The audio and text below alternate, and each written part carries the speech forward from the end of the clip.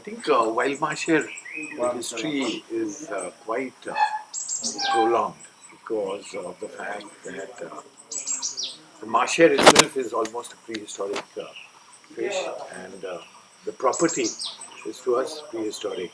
We believe from hearsay, really from hand-me-down information and not really any authentic records, that wild Mahseer was originally the headquarters of Jardine Henderson's visiting agent.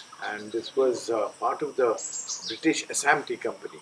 And it was really Adabari and Balipara tea estate. It is rumored to have started, and I use the word rumored because we do not have authentic information, is at 1874.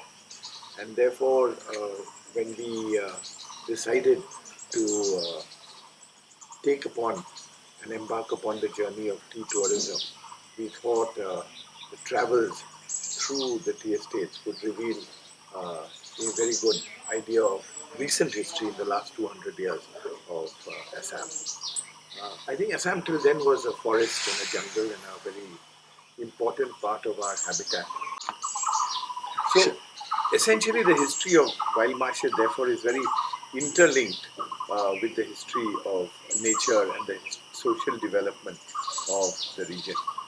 With the advent of tea, organized tea industry coming in about 1835, 1837, I believe that this area was fertile enough for Camellia sinensis to grow.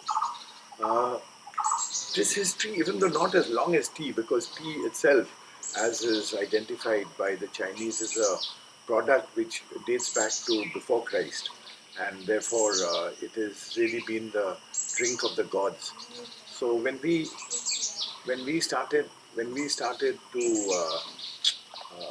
decide and embark on this idea of tea travels or tea tourism, we thought it would be a good idea to display at least some of the kind of houses that people stayed in.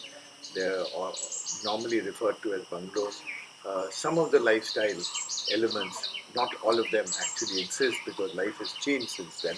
So we thought we'd restore a kind of glory back into the life and living of a tea planter. Even though in the modern idiom you can never replicate what was there in the past because the architecture changed from mud huts to tin and concrete.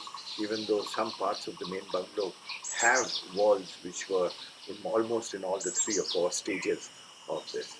So Wild Mahseer has been a journey since 2004, and in fact the Khaitans, Mr. B.M. Khaitan in particular of MacLeod Russell, very willingly gave us this property. It was their idea. They in fact were already running this bungalow as a tea visitation bungalow because they felt that with rationalization and modern delivery, they did not have this infrastructure in place. And therefore, when we turned up, it was, I think, quite sort of a suit fit. They already had something. We thought we'd take it, enhance it, and make it a little different and probably better.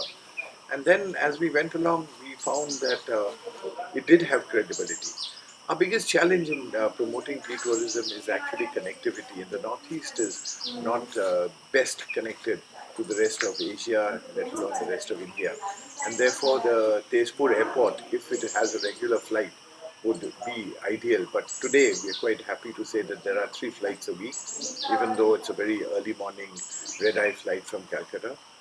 We do believe that Tezpur Airport is the first destination and recommendation because Wild Mahseer is 20 minutes from there. What Wild Mahseer offers is actually the lifestyle of a tea planter in those days, because the lifestyle was about hunting. Earlier it was hunting with a gun, today it's hunting with a camera. And it's really hunting of natural habitat, butterflies, birds, bees, bigger animals, botany, the entire process of what we call botanical tourism, and the whole delivery of the Himalayan sub-region of waters and the prehistoric animal in terms of the rhino. So Balipara is situated in a place that has got 4 or 5 big habitats which are wildlife oriented. Kaziranga being the most famous, but it has Orang, it has Nameri, it has Sijusa, it has Sonai Rupa, and not far from here, which is 6 hours, is the famous Manas Game Park, which is a joint program run by the government of Bhutan and the government of India.